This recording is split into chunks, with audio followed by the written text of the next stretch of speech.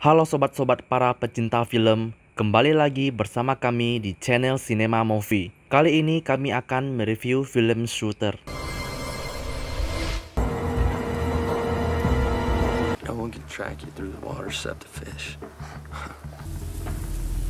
2 men. Film ini dimulai di mana dua orang sniper sedang menjalankan misi rahasia pada zona konflik di Ethiopia. Mereka bernama Swagger dan Donnie. Mereka mengamati pasukan pemberontak yang sedang mengarah camp Amerika Serikat. TS-129's current position.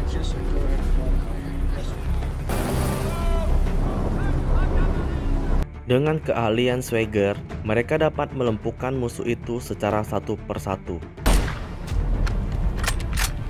Hit 100 yards. Wide spot on the...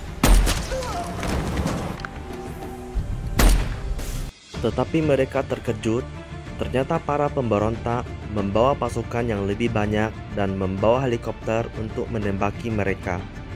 Tiba-tiba alat komunikasi Swagger dengan kaptennya terputus, hingga akhirnya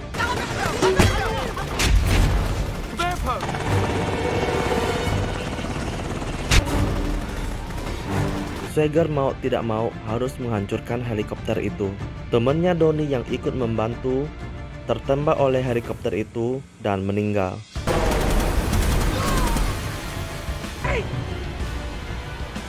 Swagger pun merasa marah. Swagger pun terus-menerus menembus helikopter itu sampai pada akhirnya helikopter itu jatuh dan meledak.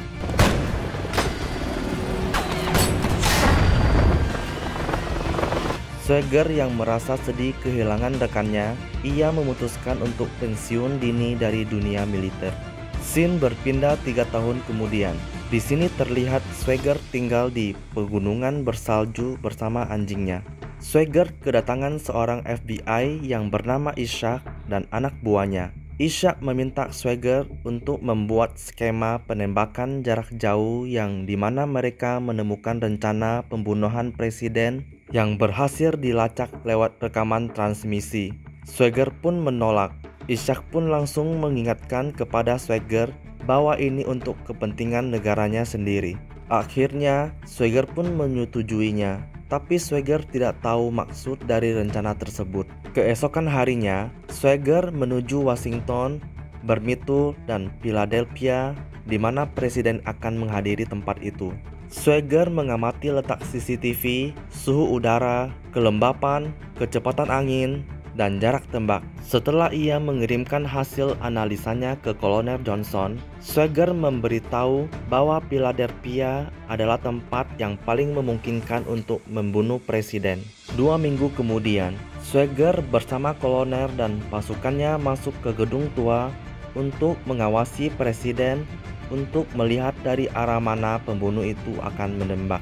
Di sisi lain, ada seseorang yang sudah mengatur senjata itu untuk mengarahkan langsung ke kepala presiden. Swagger mengatakan kemungkinan buruk akan terjadi. Tiba-tiba Swagger ditembak oleh polisi Philadelphia. Persamaannya dengan tembakan itu dilepaskan dan mengenai uskup Ethiopia yang sedang mengawal presiden. Swagger pun dengan sigap langsung menjatuhkan dirinya agar terhindar dari tembakan polisi itu. Swagger pun tahu bahwa dirinya dijebak dan diadu domba. Swagger pun bertemu seorang FBI yang berjaga di sana. Ia bernama Mick Memphis. Swagger berkata, "Saya dijebak demi kepentingan politik." Lalu Swagger langsung menghajar Memphis dan merebut mobilnya untuk melarikan diri. Di gedung itu, kolonel mensabotase penembakan itu dengan memasang senapan Swagger agar terlihat Swagger yang membunuh uskup itu. Ishak merasa kesal karena Swagger berhasil meloloskan diri. Semua pasukan dikerahkan untuk menangkap Swagger. Apabila mereka gagal menangkap Swagger, maka hal paling terburuk akan terjadi.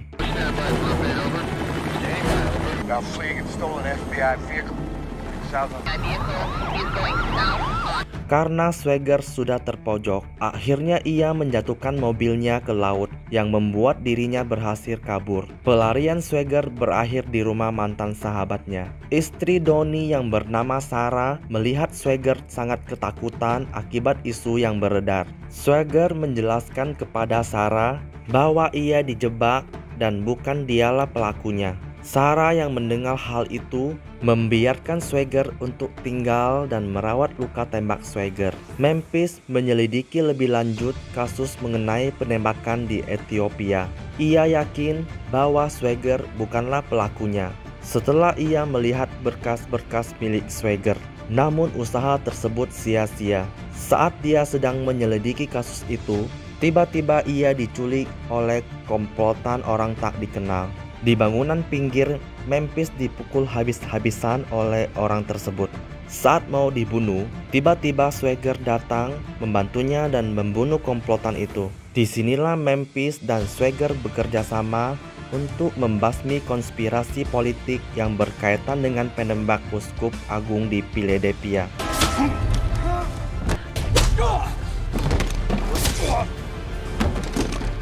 Mendengar Swagger menyelamatkan Memphis, Ishak dan komplotannya merasa panik dan gelisah. Mereka membuat rencana agar Swagger dapat ditangkap dan dibunuh dengan cara menangkap Sarah, istri sahabatnya, untuk dijadikan umpan. Scene berpindah ke Athena. Swagger bertemu seorang kakek untuk bertanya siapa pelaku pembunuh uskup agung. Kakek itu menjawab orang yang menembak uskup agung itu adalah orang yang memakai kursi roda. Orang itu bernama Michael Sander yang sedang berada di Virginia. Di sisi lain, Ishak berhasil melacak kediaman Sarah dan langsung ke kediaman Sarah untuk menangkapnya. Swagger dan Memphis berada di Virginia untuk memantau kediaman Michael. Mereka melihat beberapa ranjau dipasang di sana. Karena mereka tidak mau kalah, mereka belanja barang-barang yang ia perlukan di swalayan dan lalu merakitnya. Memphis diajari oleh Swagger bagaimana cara menembak. Mereka pun menjalankan rencana tersebut. Swagger menyuruh Memphis untuk memberikan informasi kepadanya. Swagger pun beraksi.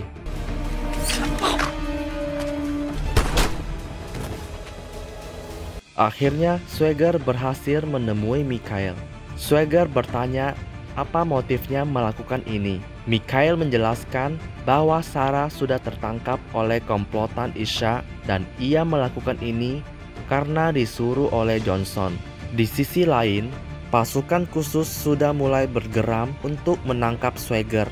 Johnson disuruh oleh Senator Montana untuk melakukan misi ini karena mereka merupakan kontraktor perminyakan yang dilakukan di Ethiopia. Mereka telah melakukan pembantaian dan pengusiran terhadap penduduk setempat. Setelah selesai berbicara, Michael langsung melakukan bunuh diri. Swagger menyuruh Memphis untuk menembaki bom yang sudah dipasang. Dengan mudah, mereka menghabisi pasukan khusus itu.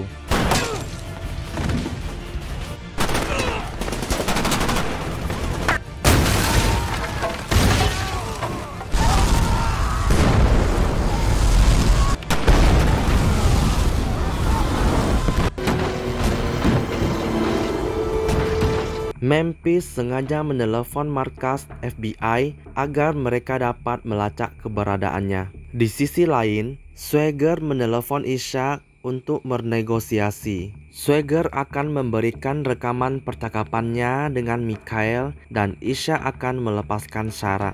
Mereka pun bertemu di tempat bersalju. Tak lama, Senator Charlie pun juga datang ke tempat itu. Tak lama mereka melihat sesosok laki-laki berjalan sambil membawa senjata. Tiba-tiba, laki-laki itu ditembak oleh sniper anak buah Ishak. Tetapi Swagger dengan sigap langsung menembak anak buah Ishak.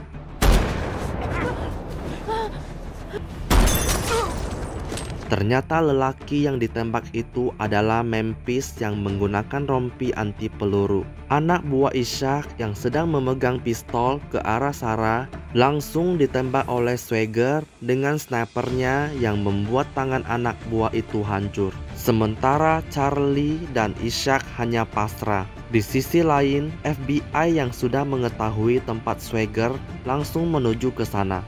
Johnson berteriak bahwa aku akan selamat dari tuntutan dan kebal hukum. Johnson pun meninggalkan Swagger sambil berkata, "Saya menang, kamu kalah." Swagger pun ditangkap. Ia dituntut atas perbuatan Johnson dan penembakan di Ethiopia. Swagger meminta kepada jaksa agar ia diberi kesempatan untuk menjelaskannya. Ia pun menjelaskan bahwa senjata yang ada di depannya memang benar miliknya. Begitupun pelurunya. Senjata yang ia akan pakai belum siap untuk digunakan, jadi tidak sembarang orang dapat menggunakannya. Tetapi jaksa itu menjelaskan bahwa teritori kasus itu tidak berada di pengawasannya, jadi ia membiarkan Johnson dan Isaac bebas dan Swagger bebas. Scene berpindah ke sebuah villa. Di sini terlihat Charlie dan Isaac bersama asistennya sedang merayakan kemenangannya. Tiba-tiba asistennya jatuh di hadapannya. Swagger yang sudah muak melihat ketidakadilan langsung membantai mereka satu persatu. Film pun selesai.